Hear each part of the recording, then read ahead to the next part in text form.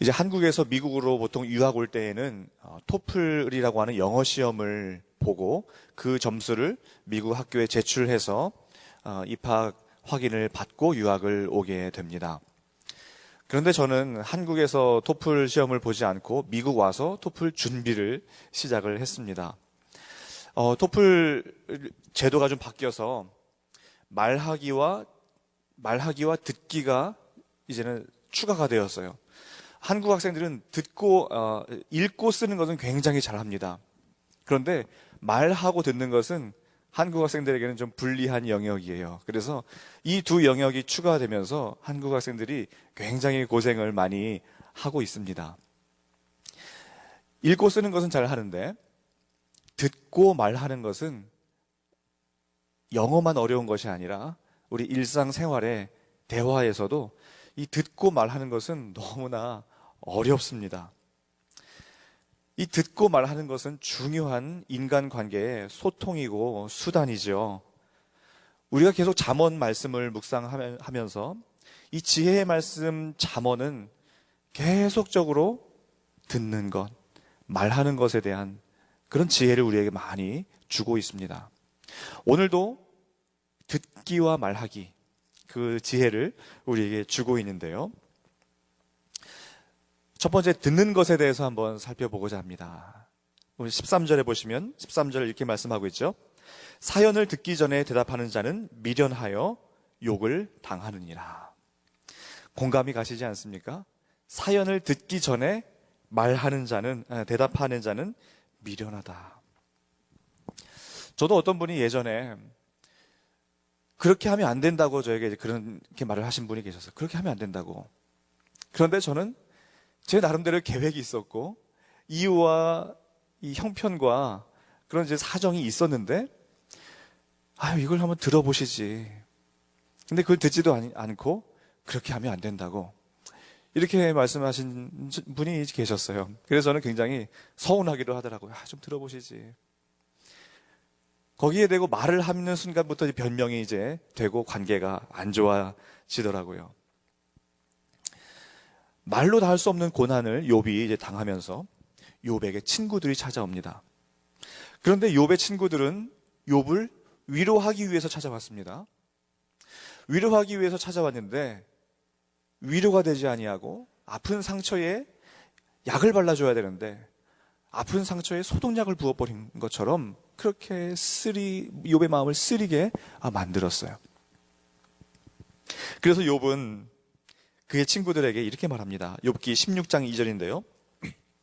너희는 다 재난을 주는 위로자들이구나. 너희는 다 재난을 주는 위로자들이구나.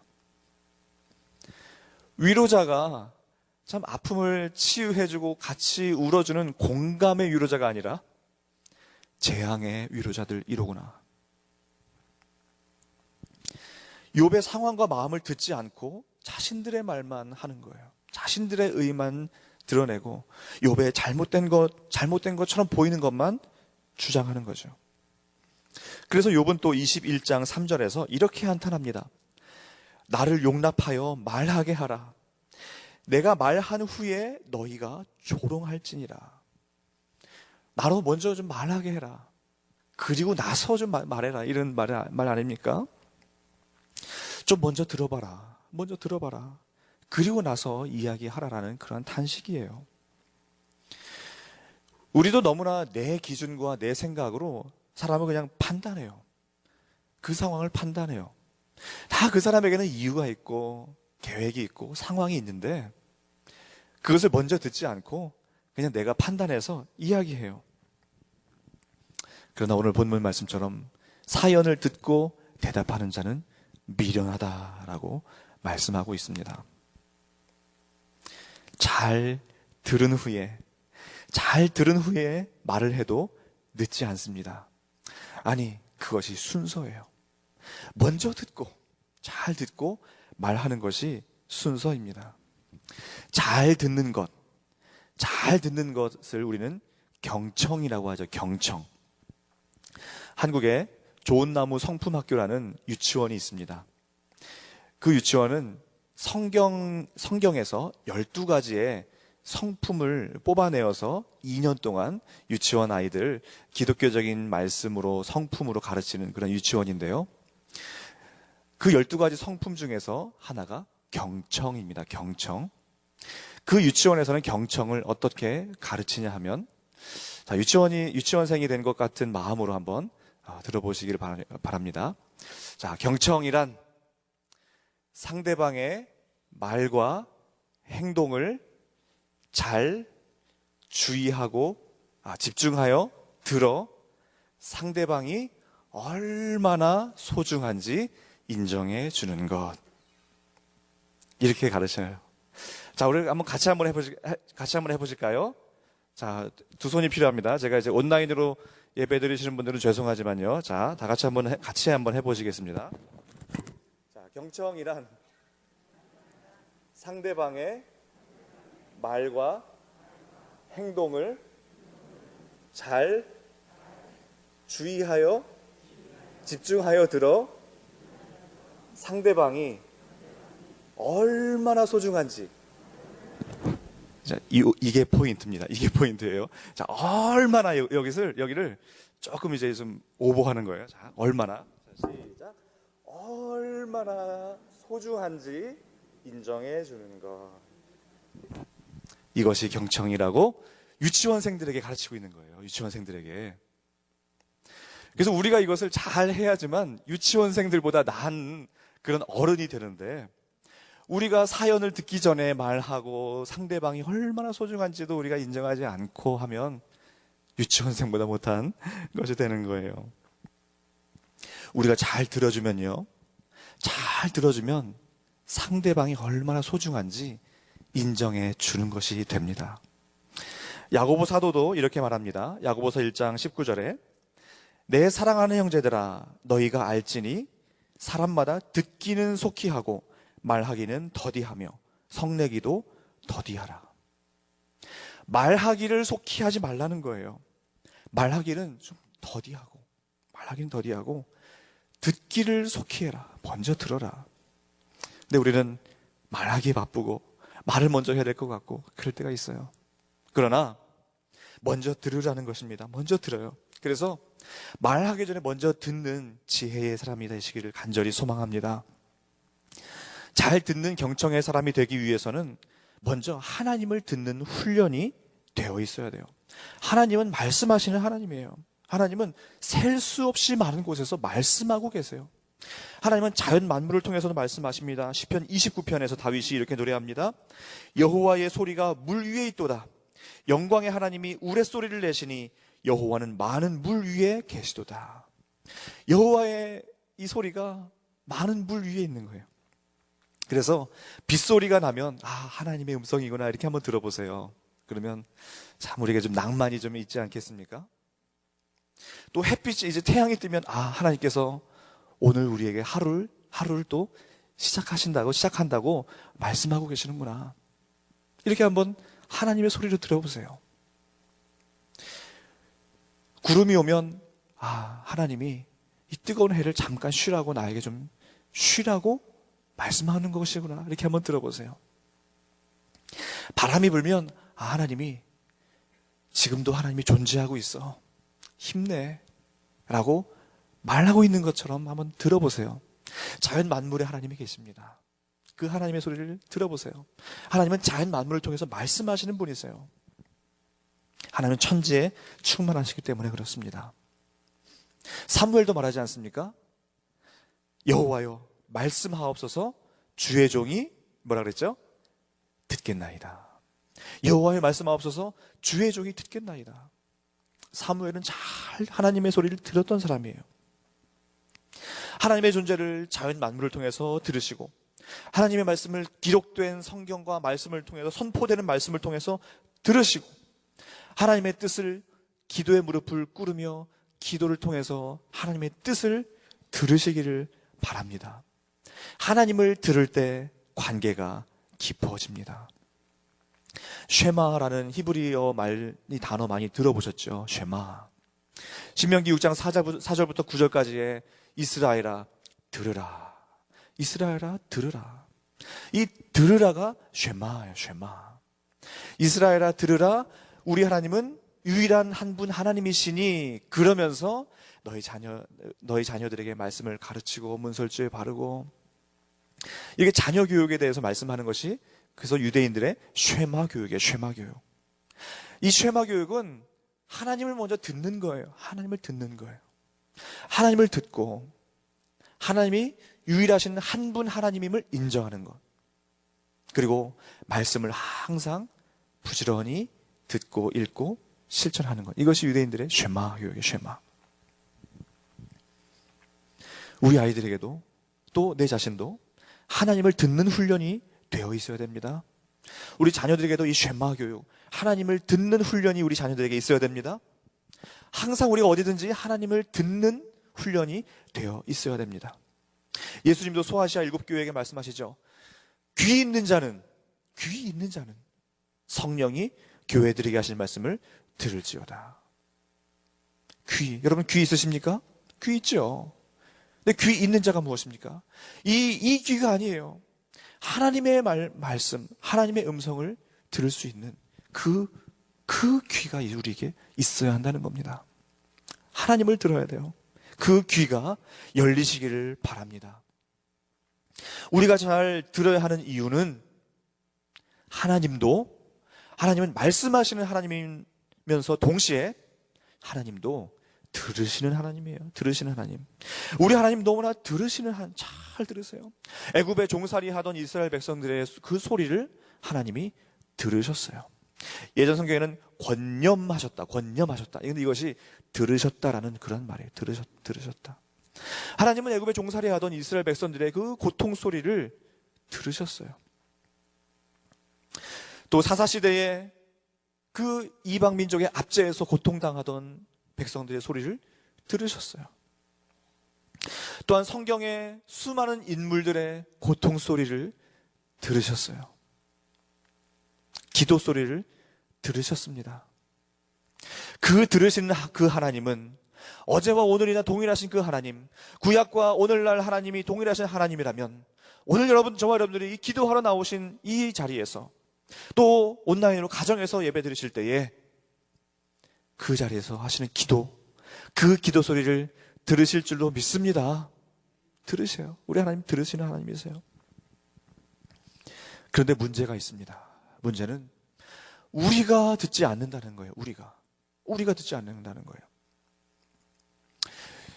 성경에서 백성들의 불순종을 이야기할 때에 듣지 않는다라는 표현을 많이 쓰고 있어요.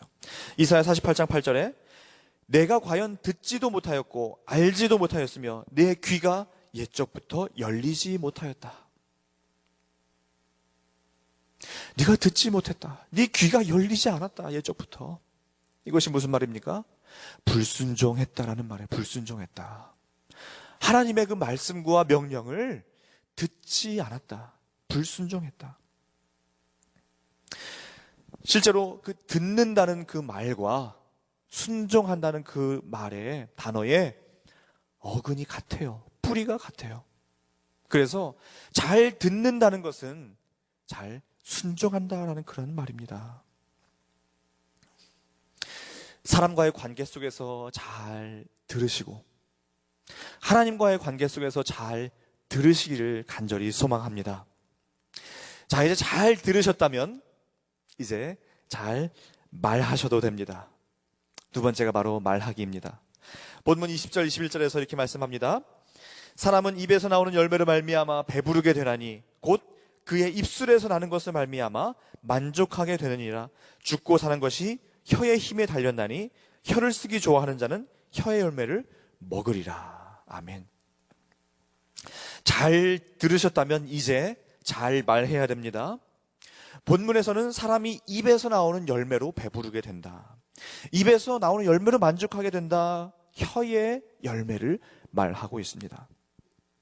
저는 말한 대로 다 된다라든지 긍정적으로 말해라라는 것을 말씀드리고 싶지 않습니다. 그것이 아니라 긍정적으로 말해라 이것이 아니라 말은 신앙 인격의 표현이라는 거예요. 말은 우리 믿음의 표현이라는 거예요. 마태복음 15장 18절에서도 예수님께서 이렇게 말씀하십니다. 입에서 나오는 것들은 마음에서 나오나니 이것이야말로 사람을 더럽게 하느니라. 내 마음에 있는 것들이 입으로 나온다는 거예요. 마음의 죄가 입으로 나오고 또 마음의 선이 또 입으로 나오게 되어 있어요. 이렇게 말하는 분 계시죠. 내 마음은 그런 게 아닌데 이렇게 말할 수밖에 없었어. 내 마음은 그런 거 아닌 거 알지? 아니, 그게 마음이에요. 그게 마음이에요. 마음에 있는 것이 입으로 나오게 되어 있어요. 내 마음은 그런 거 아니에요. 그런데 그게 마음이에요. 마음을 잘 다스리면서 그 입술을 잘 제어하시기를 바랍니다. 잠언 19장 19절에서도 이렇게 말씀하세요. 말이 많으면 허물을 면하기 어려우나 그 입술을 제어하는 자는 지혜가 있느니라. 모든 상처가 이 말에서 비롯되지 않습니까? 말 한마디로 인해서 얼마나 많은 상처가 참 왔다 갔다 하고 있어요. 우리가 크게 주먹질해서 상처 줍니까? 말 한마디에 상처 주고 있어요. 자, 말 한마디가 상처를 준다면 반면에 말 한마디가 사람을 살릴 수도 있지 않습니까? 말 한마디가 사람을 격려해주고 사람을 살리는 거예요. 자, 저는 때로는 힘들고 좀 지칠 때가 왜 없겠습니까? 그럴 때 저는 우리 교회 여전도사님들이 이제 계신데, 저는 우리 교회 여전도사님들을 전 천사라고 불러요. 여전도사님들의 격려의 한마디가 저는 모든 힘든 것들이 다 사라져요. 우리 여자 전도사님들을 너무나 제가 사랑해요. 전도사님들의 그 격려의 한마디예요. 격려의 한마디. 그런데 그 격려의 한마디가 그냥 저를 살리고 더 사역을 하게 만들어요. 그런데 참 낙심되는 말 한마디가 또 주어질 때가 있어요. 그러면 물론 힘을 내야죠. 물론 힘을 내야 되지만 그러나 낙심되는 것도 사실입니다. 말 한마디. 사람을 살리는 말을 하시기를 간절히 소망합니다. 어떤 말을 하시겠습니까? 어떤 혀의 열매를 맺으시겠습니까?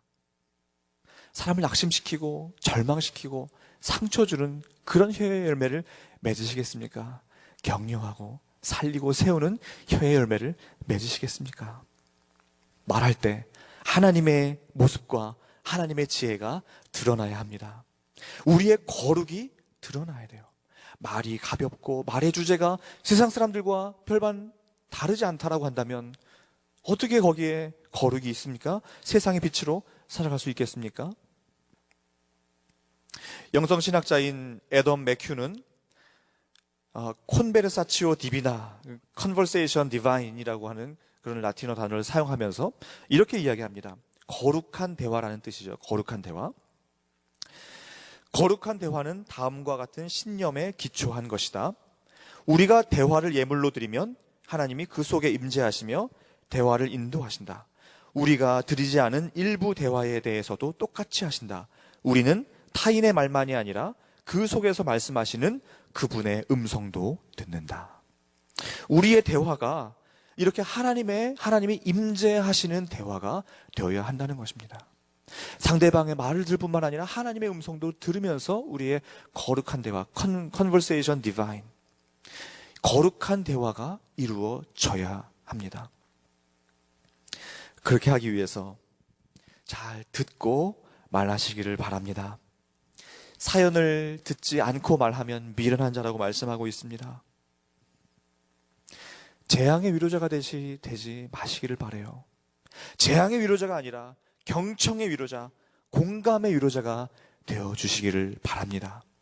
동시에 우선 듣고 그리고 말할 때에 아름다운 혀의 열매를 맺어서 사람을 살리고 하나님께 영광을 올려드리는 그러한 지혜의 사람들 되시기를 간절히 소망합니다. 함께 기도하시겠습니다. 하나님 감사합니다. 오늘 잠언 말씀을 통하여 사연을 듣기 전에 말하는 자는 미련한 자요, 혀의 열매에 대해서 또한 말씀하여 주시니 감사합니다. 하나님, 우리가 재앙의 위로자가 되는 것이 아니라 공감, 경청의 위로자가 되어서 사람을 살리고 세우고 격려하는 그런 하나님의 사람들 되게 하여 주시옵소서. 예수님의 이름으로 간절히 기도하옵나이다. 아멘. 우리 함께 주신 기도 제목 가지고 기도하시겠습니다. 첫 번째 기도 제목입니다.